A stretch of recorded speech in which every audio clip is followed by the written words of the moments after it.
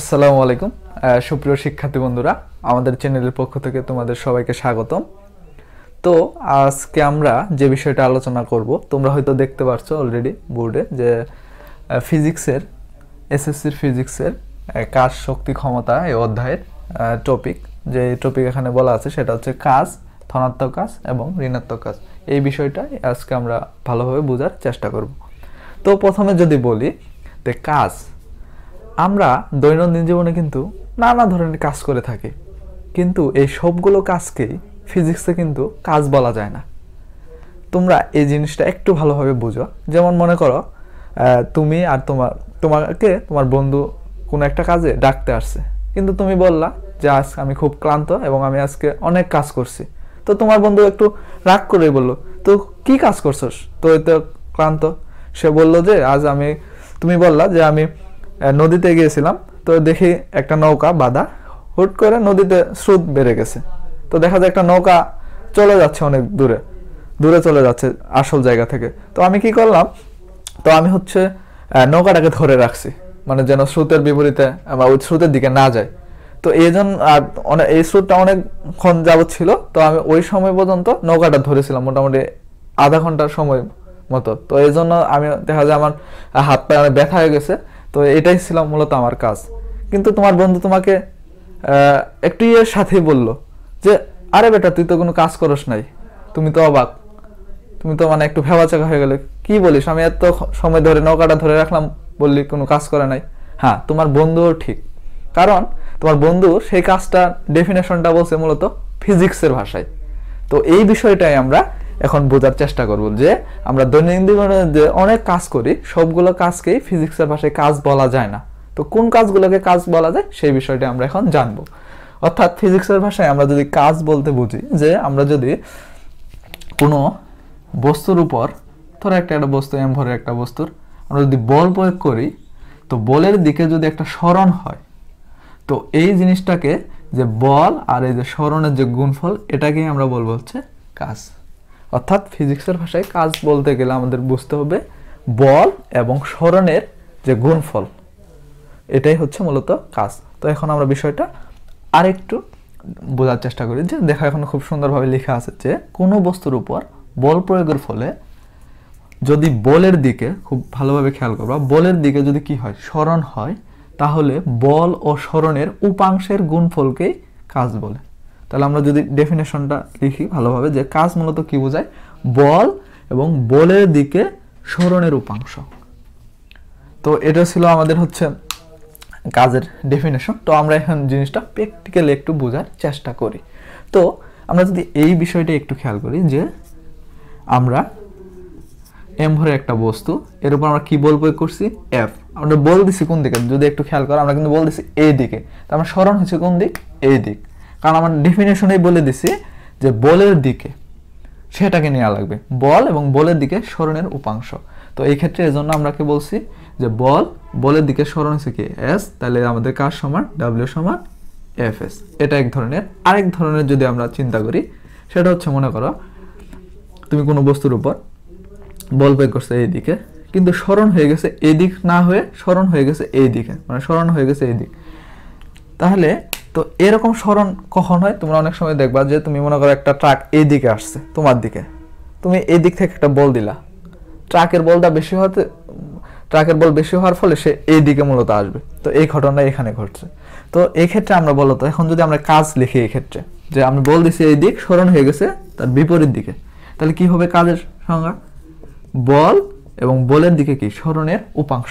তাহলে বলতো আমরা কি এস নিলে হবে না, কেন হবে না, আমরা বল দিছি কিন্তু এই দিক, এই বরাবর, তাহলে আমার সরণ হওয়া লাগবে এই বরাবর, এটা নিলে কিন্তু হবে না। তাহলে আমার কি করা লাগবে, এই সরণকে আমার এই দিকে নিতে হবে। তো এই দিকে যদি নেই, তোমরা যদি জেনে থাকো যে সরণ হচ্ছে কি ভেক্টর রাশি, তাহলে আমার ভেক্টর রাশি আবার কাকে বলা হয়, এগুলা এই নিয়ে একটা ভিডিও আছে, তোমরা চাইলে দেখে নিতে পারো। তো আমি একটু বলে দিই যে রাশির মান এবং দিক আছে, সেইগুলোকে বলা হয় ভেক্টর রাশি। তো এই দিকে যদি আমি সরণ লিখি, তাহলে এই দিকের সরণ হবে মাইনাস এস। তাহলে আমাদের কাজের সংজ্ঞা কি হবে, যে এফ ইন্টু মাইনাস এস, তাহলে আমাদের কি দাঁড়াবে মাইনাস এফ এস। তো এটা হচ্ছে এক ধরনের কাজ। তো আরেক ধরনের আমরা কাজ দেখার একটু চেষ্টা করি, সেটা হলো যদি মনে করো তুমি M4 এর একটা বস্তু মনে করো তুমি কি বল প্রয়োগ করলা, F বল প্রয়োগ করলা। তো আমার স্মরণ হওয়ার কথা কোন দিক, মানে স্বাভাবিকভাবে আমরা নিব এই দিক, কিন্তু না হয়ে কি হয়ে গেল, সে এই বরাবর, মানে তোমার এই যে আমার এর সাথে এই বরাবর সাথে থিটা কোণ উৎপন্ন করলো আবার ভূমির সাথে। তো আমরা কি এখন তাহলে একটু বোঝার চেষ্টা করুন, আমার এই বরাবর স্মরণটা হয়ে গেল, এটাকে আমরা এর যদি চিন্তা করি, তো আমরা বল দিছি এই দিক, স্মরণ হয়ে গেছে এই দিক। কিন্তু আমাদের যদি কাজের ডেফিনেশনে আমরা আসি, তাহলে আমার কি নেওয়া লাগবে, বল এবং বলের দিকে স্মরণের উপাংশ। তাহলে কিন্তু দেখো আমার কিন্তু এইটা নিলে হবে না। কেন হবে না, আমরা বলে দিছি কাজের ডেফিনেশনে বল এবং বলের দিকে স্মরণের উপাংশ, তাহলে তোমাকে নেওয়া লাগবে কোন দিক, এই যে এই বরাবর নেওয়া লাগবে। কিন্তু এই বরাবর তো আমার কোনো মান নাই, তো আমরা এটা এখন বের করা শিখবো। মনে আমরা যদি এই ঠিক এর উপর যদি একটা লম্ব টানি, তাহলে তোমরা যদি ম্যাথমেটিক্যালে এটা জানার কথা, সেটা হচ্ছে এখানে কোণ হচ্ছে কত, 90 ডিগ্রি। তো এর বিপরীত বাহু এটাকে আমরা বলতে পারি কি, এটা হলো আমাদের অতিভুজ। আর আমরা যে এই যে কোণ এর বিপরীত যেটা, এটার নাম হচ্ছে কি, লম্ব। আর বাকি যেটা আছে ভূমি। তোমরা ম্যাথমেটিক্যাল এটা জেনে আশা করি তোমরা এটা জানো। তো আমার দরকার কি বলো তো, আমার দরকার কি, ভূমি, মানে আমার তো এটা দরকার, এই দিক স্মরণ দরকার। তাহলে আমি কোনটা নেব, ভূমি নিতে হবে। আর কি দেয়া আছে কি, আমার অতিভুজ। তাহলে তোমরা যদি ম্যাথমেটিক্যালে জানো যে cos থিটা সমান কি, ভূমি বাই অতিভুজ। আমরা যদি cos থিটা সমান জানি, এটা হচ্ছে কি ভূমি বাই অতিভুজ। ভূমি কোনটা আমার, আমরা এটা মনে করে ধরে নিলাম h। তো আমার ভূমি হচ্ছে কি h, আর অতিভুজ হচ্ছে কি s। cos থিটা সমান ভূমি বাই অতিভুজ, এটা হলো আমার ভূমি h। তাহলে আমাদের দরকার হচ্ছে কি, আমার h, তাহলে h এর মান কি, আমরা যদি আর গুণ করি, সে s cos থিটা। তাহলে আমার এটা হলো আমার মূলত কি, বলের দিকে স্মরণ কিসের দিকে, বলের দিকে। ভালোভাবে খেয়াল করবো। তাহলে আমাদের সংজ্ঞা কি দাঁড়াবে এখন বলো তো, আমরা তো বল নিব, বলের দিকে স্মরণ কোনটা, আমাদের এইটা কিন্তু না, আমার এখন কোনটা, এই যে এইটা হচ্ছে বলের দিকে স্মরণ। তাহলে কি এটার মান কি, s cos থিটা। তাহলে আমরা যদি লিখি, তাহলে হচ্ছে s cos থিটা। তাহলে দেখো তোমরা যদি একটু খেয়াল করো যে আমরা কাজের মূলত তিনটা আমরা ঘটনা ঘটে গেছে এই ক্ষেত্রে। তাহলে তোমরা যদি মোটামুটি জেনে থাকো যে এর ক্ষেত্রে যে আমরা যদি এই জিনিসগুলো ছিল বিভিন্ন সময় কাজের, আমরা জানতে পারছি যে তিন রকমের আমরা দেখে ফেলছি কাজের ক্ষেত্রে। একটা হলো কি, w সমান কি fs cos থিটা হয়ে যায়, আবার কি fs সমান কি মাইনাস fs। তো তুমি যদি মনে হয় কিছু যদি নাও বুঝতে পারো, তোমরা মনে কিছু বুঝতে যদি না পারো, শুধু জানতে পারছো বল স্মরণ, তো তোমরা এই জিনিসটা মনে রাখবা, শুধু এই তিনটা সূত্র। যখন তুমি কোনো থিটা দেওয়া থাকবে কোন, তোমরা এই সূত্র অ্যাপ্লাই করবা। যদি বলের দিকে স্মরণ দেওয়া থাকে, সেটা মূলত তোমরা এই সূত্র ইউজ করো। এটা ইউজ করতে পারো, এটা হচ্ছে মূলত ঋণাত্মক কাজ, কিন্তু আমরা মূলত ধনাত্মক কাজ নিয়ে মূলত আমরা কাজ করে থাকি। তো এই ছিল হচ্ছে মূলত যে কাজের আমাদের যে বেসিক আলোচনা বা বেসিক ডেফিনেশন। তো এখন দেখব ধনাত্মক কাজ এবং ঋণাত্মক কাজ। অলরেডি আমরা কাজ সম্পর্কে আলোচনা করেছি।